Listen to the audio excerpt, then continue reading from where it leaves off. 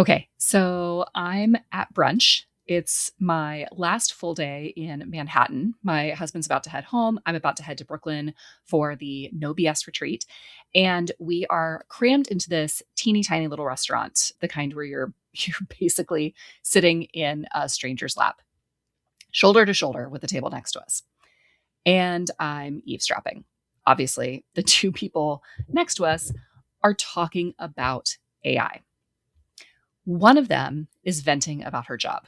She's super frustrated because her company's research department takes forever to get back to her with insights. We're talking days, weeks. So, because she was late getting the report that she needed, she just, as you can guess, took that report, dropped it into AI, and got the insights that she needed from that report in just a few minutes. Totally done. And I sat there with my mimosa, just biting my tongue so hard because everything in me wanted to lean over and go, that entire research department, you in danger, girl.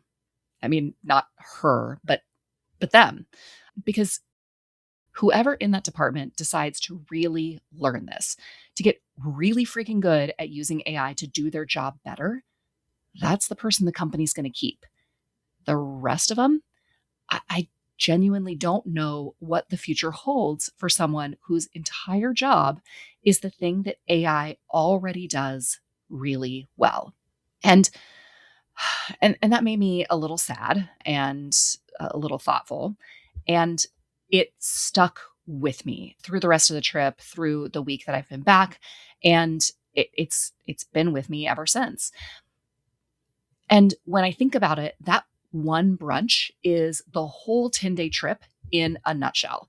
10 days, biggest city in the country, and AI is on every billboard, in every subway car, in all the shop windows. And there it was at the table next to us. And this entire time, I kept bouncing between these two feelings. Is it all hype, or is there real hope here? And I believe that it's both right now. It's exciting and so uncertain at the same time. And I don't think that I'm the only one feeling that. So today I am taking you to New York with me. The good, the lazy, the cold, the hopeful, and the brunch. And by the end, I want to ask you the same big question that I'm asking myself. So stick with me. Welcome to the AI Queens podcast, the show where women entrepreneurs learn to ditch the overwhelm, embrace AI, and build businesses fit for royalty. I'm Erica Stanley, your host and tech expert, here to deliver tools, tips, and actionable strategies to help you scale smarter. Let's get to it. Hey there, Queens, and welcome back to the AI Queens podcast. I'm Erica Stanley, and I just got back from 10 days in New York.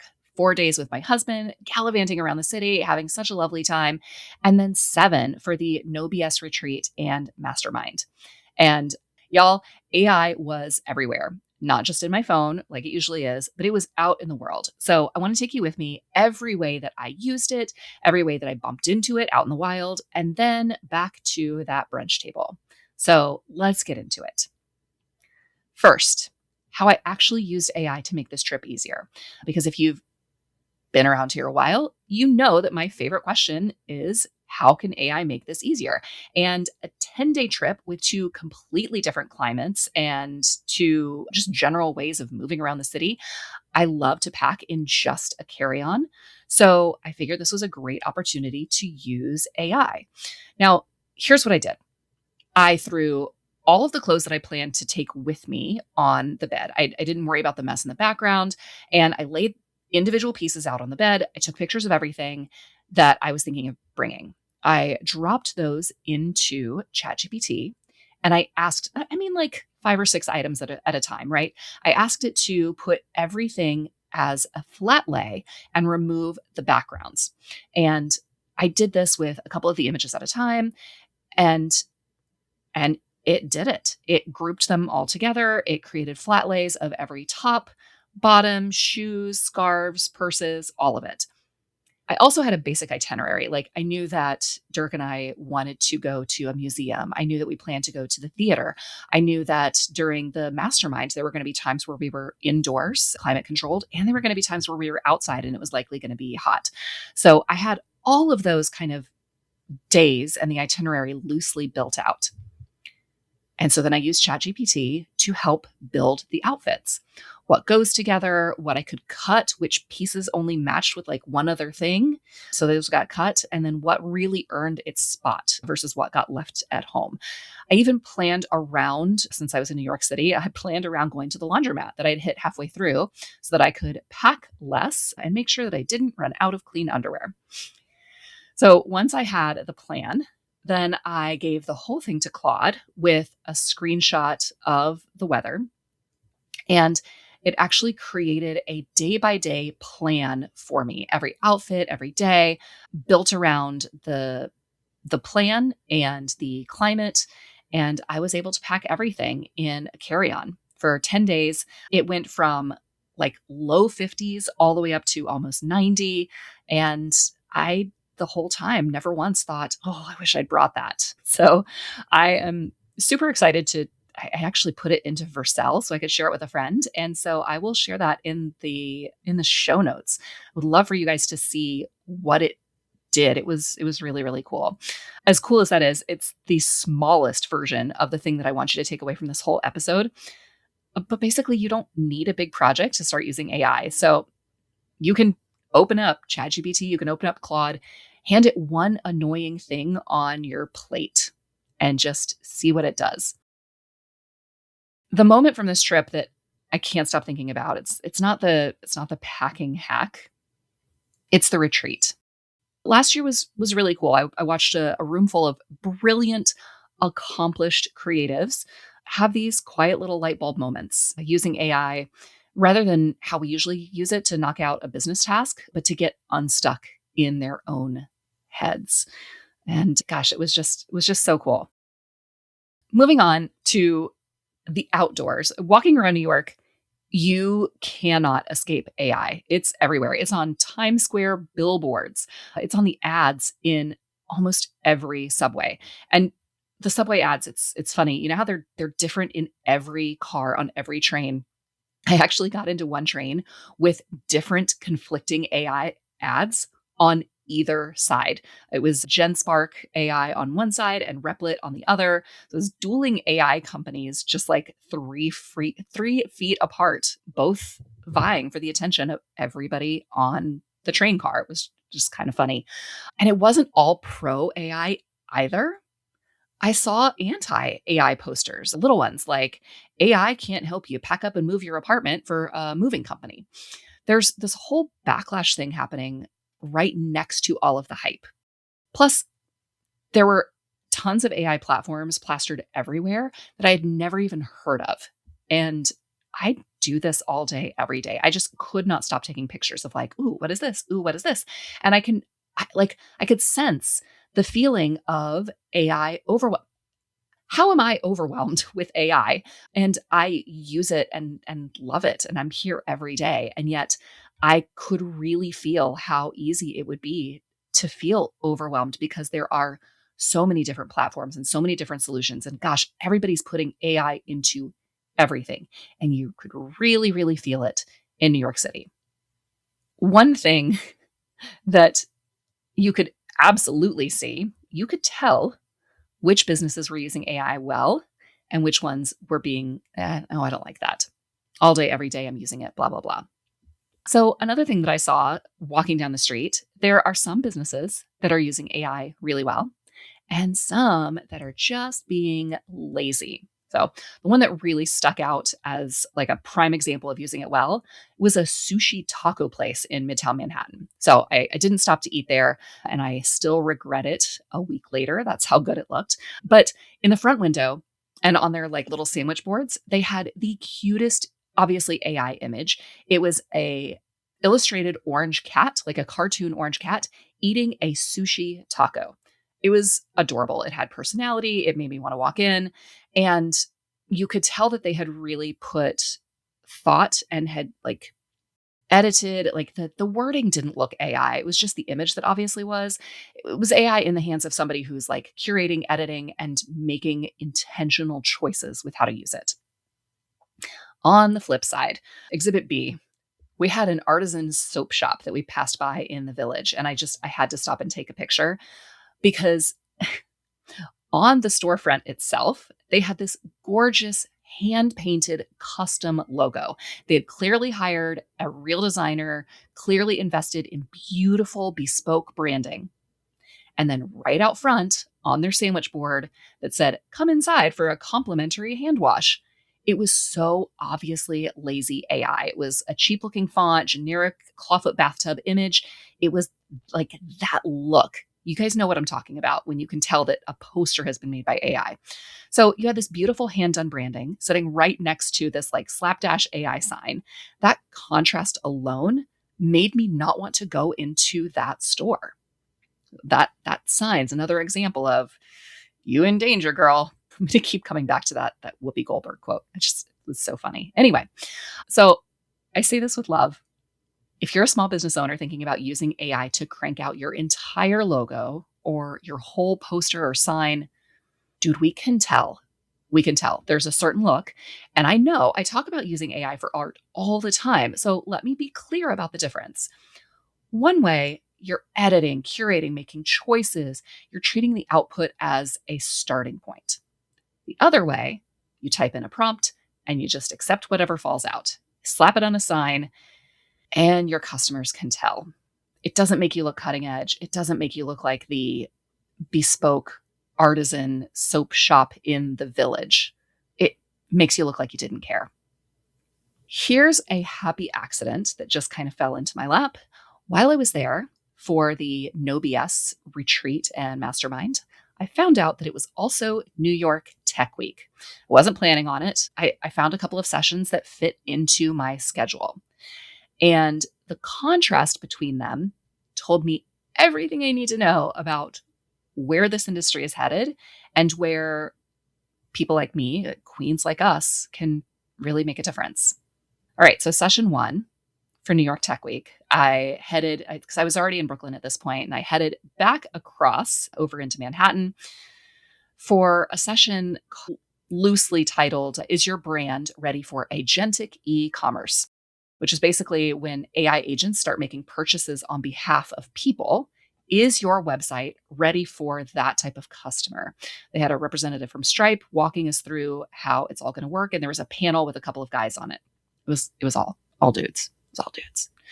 And yeah, it was interesting. I'm really glad I went. But the vibe was totally cold. It was a lot of like more, faster, get ready. And it was a room full of dudes who were probably really into NFTs and then got really into crypto. And now they're really into AI. They're probably all on those sports betting apps too. That's a whole different can of worms. Anyway, for a session full of like brand and customer people, nobody on the panel really talked about the actual customer. It was all about optimizing the experience for bots. And I get it. We're all here to make money, but it didn't have to feel that cold and machine-like. It was really off-putting and really fed into this idea of AI as hype, that there's an AI bubble coming. However, session two, this was women building with AI. So same week, completely different planet. It was a room full of women using Claude to build together. The energy was warm, friendly, collaborative. There were people actually learning together.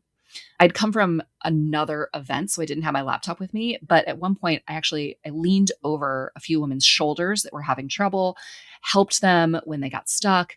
And that right there is the thing that I love most in the world. Women building, women in community, helping each other figure it out. And I know a lot of the technology we use every day, it wasn't built by women. All this software, it wasn't built by women. It wasn't built for women and the businesses we're building. But even though AI didn't start with women, we are still learning the shit out of it. And the like hype versus hope thing that I mentioned in the beginning, Those two rooms were it. The first was the hype, cold, fast, building for the bots. The second was the hope. It was warm. It was super human. Women building for themselves and helping each other.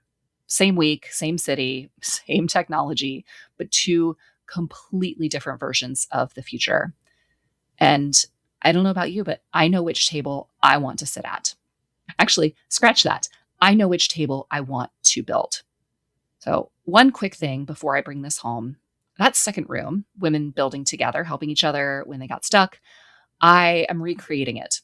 June 24th, 1 p.m. Eastern. It's free, it's live, virtual, and open to anyone. We're going to build together step by step. It's my AI Queens Build-a-thon. We are building a Claude command center together. Go to aiqueens.com/build to sign up. And even if you can't attend, then you get on the list to get notified of future build-a-thons. Okay, back to the brunch table, because you guys know I love a good story arc. So, the woman who dropped her report into AI because the research department was too slow. I mean, obviously, we're now 2 weeks later, and I have not stopped thinking about it because we all know the face of work is changing. Maybe your office won't change next month, but that random eavesdropped conversation made me really wonder, like, how soon is this coming? How fast is this wave actually coming to shore? And maybe not if you're an entrepreneur, but if you are working in a business, that research department could be your department. It could be your role. And that thing that you've done the same way for 10 years, I sat on the plane thinking about it and asking myself, like, am I being chicken little about this? Like, running around, is the sky falling? Or are most people just not seeing the wave that I'm seeing? I don't want to pretend that I know exactly what's going to happen, that I know when it's going to hit, but I do know this. The person in that research department who decides to really learn this, to get genuinely, deeply good at using AI to do their job better, that person is probably going to be just fine. More than fine. They're going to be the person that company can't live without, because it takes a person directing AI for it to really know what to do and how to do it. And so that person is going to become integral. They're going to be the one that the company can't live without. And that can be you. That's the whole point of this entire show of AI Queens in general. Like, you don't have to be the one that gets left behind watching the wave come at you. You can be the one who learns to ride it. You can be the one who builds. And I don't just mean someday. I mean now. I mean, like, this month, next week. Because here's what I'm actually doing about all of this. On June 24th at 1 p.m. Eastern Time, New York time, I'm running a free live virtual AI Queens Build-a-thon. And I want to be super clear about what this is and what it's not. First of all, it is not a webinar where you're going to watch me demo something cool, nod along, close your laptop, and like walk away like, oh, that was great. We've all done that. And that's not what I want to do. You are going to build with me live. So in 75 minutes, 60 minutes building together, and 15 minutes of Q&A, so nobody gets left behind, you're going to walk away with your own Claude command center. This is the thing, I've talked about it before, it runs my entire day. So by the time we hang up, I want it to be helping you run yours. And you don't need to know how to code to do this. We are using vibe coding within Claude. So you're just going to describe what you want in plain English, and AI is going to do it for you. If you can copy paste, you can build this. I promise. That's the whole belief this is built on. You don't have to wait around for someone else to build the tools you need. The barrier is so much lower than you think. Now, here's the part I don't want you to forget. We're going to go live once. The room is capped so that Q&A actually works. So when those 75 minutes are done, they're done. And the replay is going to be posted to my Substack for my AI Queens subscribers. So you can show up live, or you can join my AI Queens Society at aiqueensociety.com and come and join us. Don't be the one in danger. Be the one who builds. Grab your spot. It's free. It's at aiqueens.com/build.